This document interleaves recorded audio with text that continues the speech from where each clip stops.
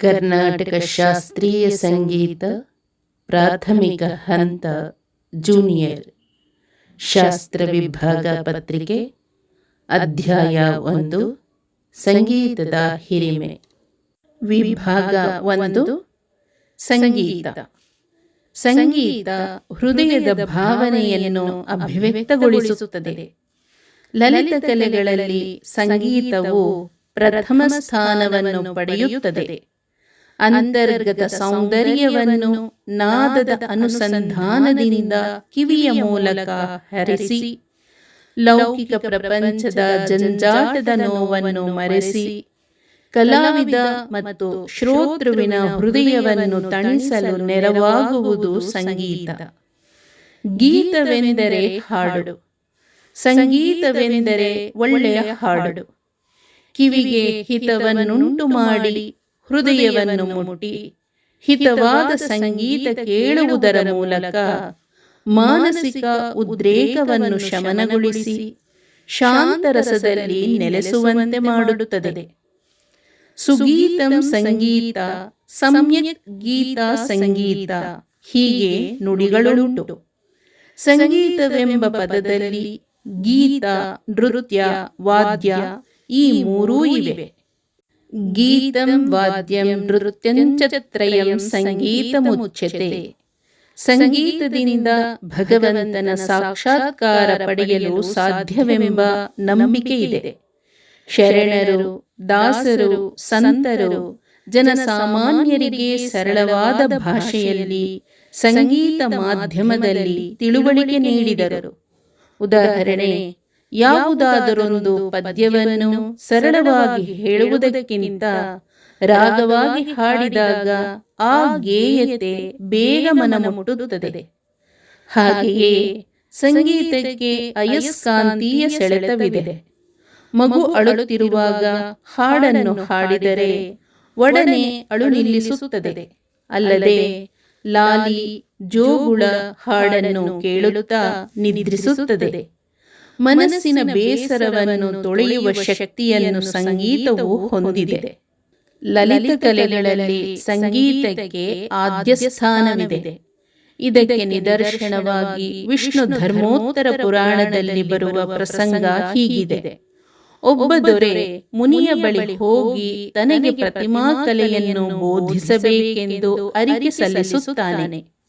ಇದಕ್ಕೆ ಉತ್ತರವಾಗಿ ಮುನಿಯು ದೊರೆಗೆ ಮೊದಲು ಚಿತ್ರಕಲೆ ತಿಳಿದಿರಬೇಕೆಂದು, ಅದಕ್ಕೆ ಮುನ್ನ ನೃತ್ಯದ ಪರಿಣತಿ ಇರಬೇಕೆಂದು, ಅದಕ್ಕೂ ಮುಂಚೆ ಲಯದ ಜ್ಞಾನವಿರಬೇಕೆಂದು, ಅದಕ್ಕಿಂತಲೂ ಮುಂಚೆ ಸಂಗೀತ ಕಲಿತಿರಬೇಕೆಂದು ಹೇಳಿ ಸಂಗೀತದ ಉತ್ಕೃಷ್ಟತೆಯನ್ನು ಎತ್ತಿ ಹಿಡಿಯುತ್ತಾರೆ.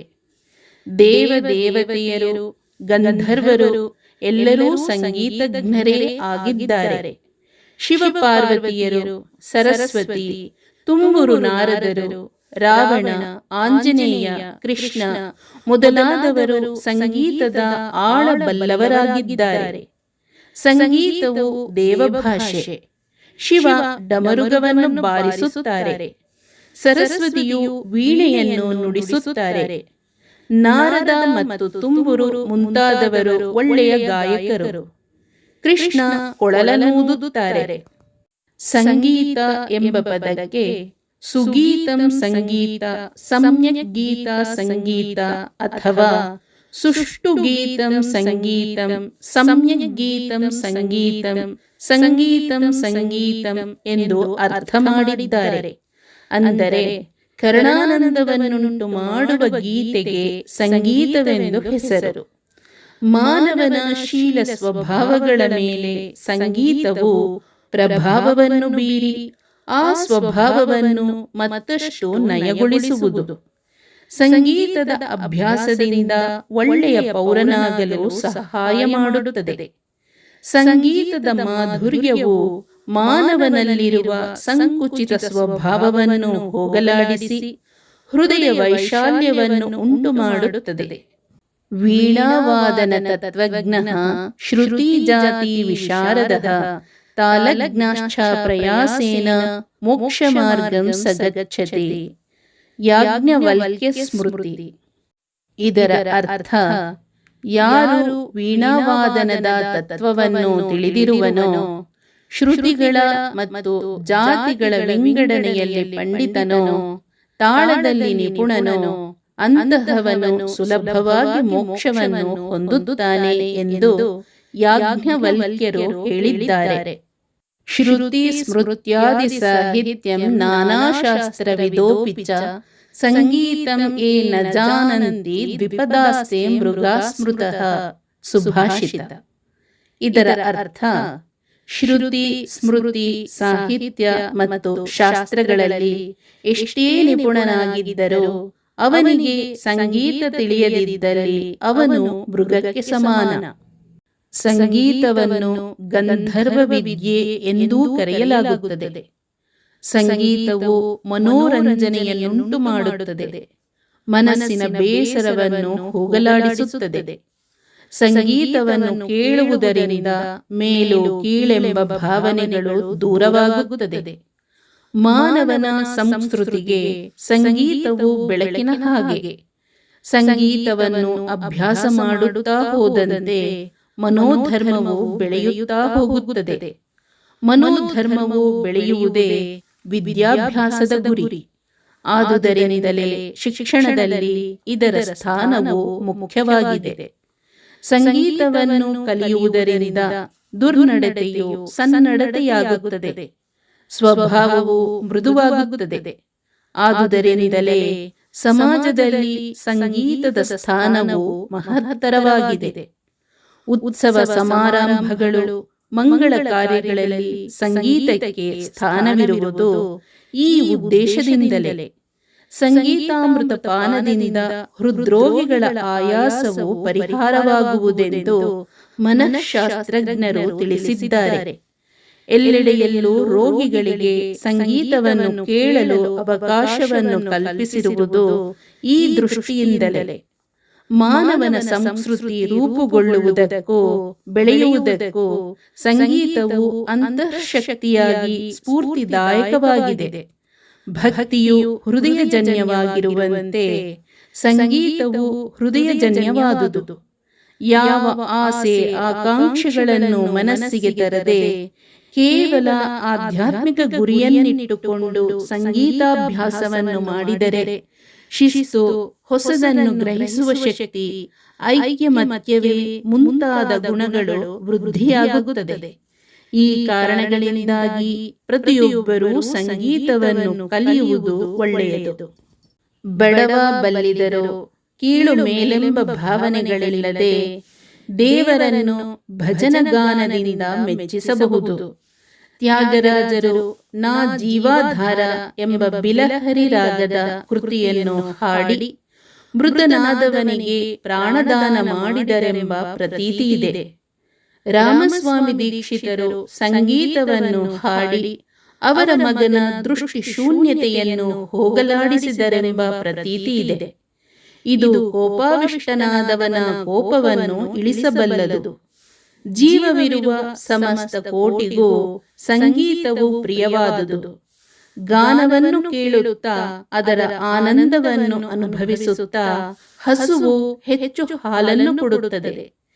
ಕೃಷ್ಣನು ವೇಣುಗಾನದಿಂದಲೇ ಹಸುಗಳನ್ನೆಲ್ಲ ಆಕರ್ಷಿಸಿ ಕಾಯುತ್ತಿದ್ದುದು. ಹಾವಾಡಿಗನು ಪುಂಗಿಯನ್ನು ಊದುವಾಗ ಸರ್ಪವು ಆನಂದಿಸುತ್ತಾ ನಲಿಯುವುದನ್ನು ನೋಡಿಲ್ಲವೇ? ವಸಂತ ಕಾಲದ ಮುಂಜಾನೆಯಲ್ಲಿ ದಂಪತಿ ಕೋಗಿಲೆಗಳು ಸಪ್ತಸ್ವರಗಳನ್ನು ಆರೋಹಣ ಕ್ರಮದಲ್ಲಿ ಒಂದೊಂದು ಸ್ವರಸ್ಥಾನದಲ್ಲೂ ನಿಂತು ನಿಂತು ಕೂಗುವುದನ್ನು ಕೇಳಿ ಆನಂದಿಸಬಹುದು. ಈಚೆಗೆ ನಡೆಸಿರುವ ಪ್ರಯೋಗಗಳಿಂದ ಒಳ್ಳೆಯ ಸಂಗೀತವನ್ನು ಕೇಳಿಸುವುದರ ಮೂಲಕ ಸಸ್ಯಗಳು ಹೆಚ್ಚಿನ ಫಲವನ್ನು ಕೊಡುತ್ತದೆಂಬುದಾಗಿ ತಿಳಿದು ಬಂದಿದೆ.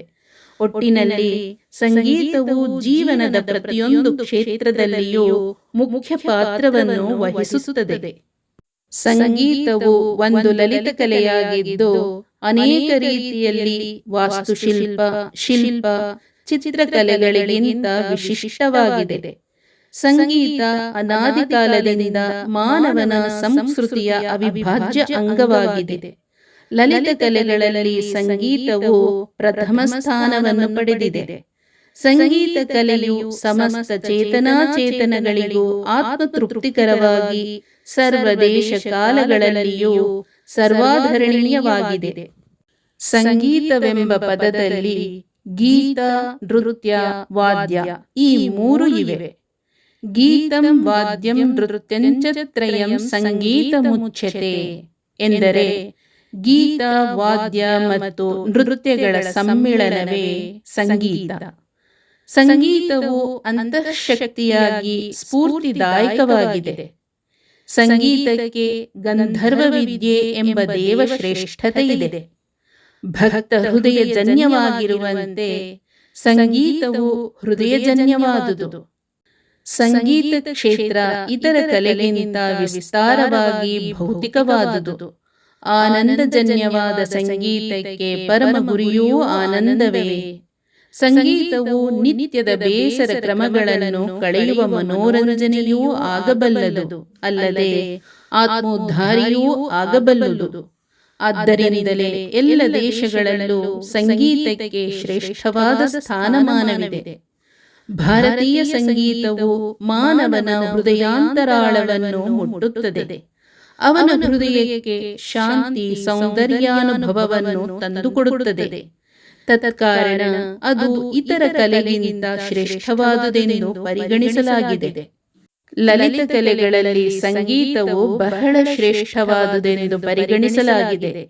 ವೇದ ಜನಿತವಾದ ಸಂಗೀತಕ್ಕೆ ಸಾಮವೇದವೇ ಸಂಗೀತದ ಮೂಲ. ಅಲ್ಲದೆ ಶಾಸ್ತ್ರೀಯ ಸಂಗೀತವು ಭಕ್ತಿ ಪ್ರಧಾನವಾದುದು.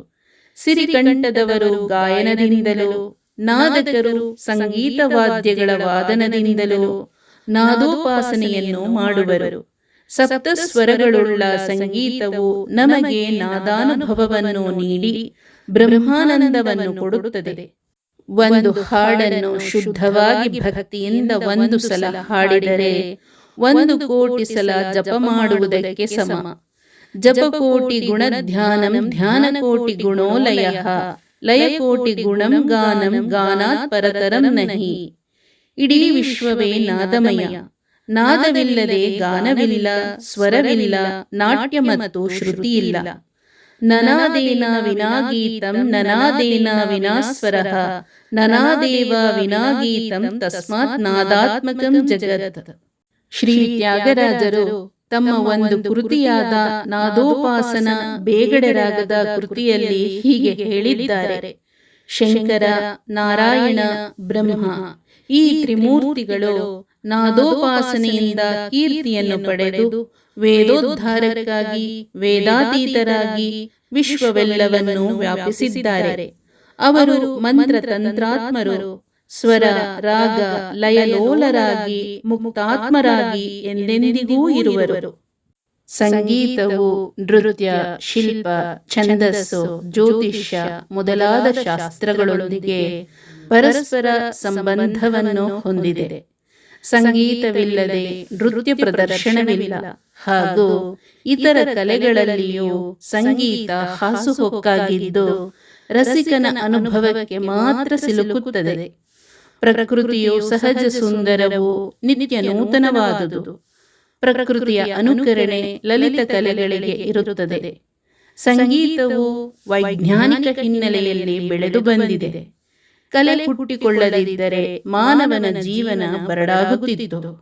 ಕಲೆಯನ್ನು ಪ್ರಕೃತಿಯಿಂದಲೇ ಕಂಡುಕೊಂಡನು. ಅಂದರೆ ಪ್ರಕೃತಿ ಸೌಂದರ್ಯವನ್ನು ಆಸ್ವಾದಿಸುವುದರ ಮೂಲಕ ಅವನ ಪ್ರತಿಭೆ ವಿಕಸನಗೊಂಡಿತು. ಕರ್ನಾಟಕ ಸರ್ಕಾರ ಪರೀಕ್ಷಾ ಮಂಡಳಿ. ಪ್ರಶ್ನೆ: ಕಲೆ ಎಂದರೇನು? ಲಲಿತ ಕಲೆಗಳು ಯಾವುವು?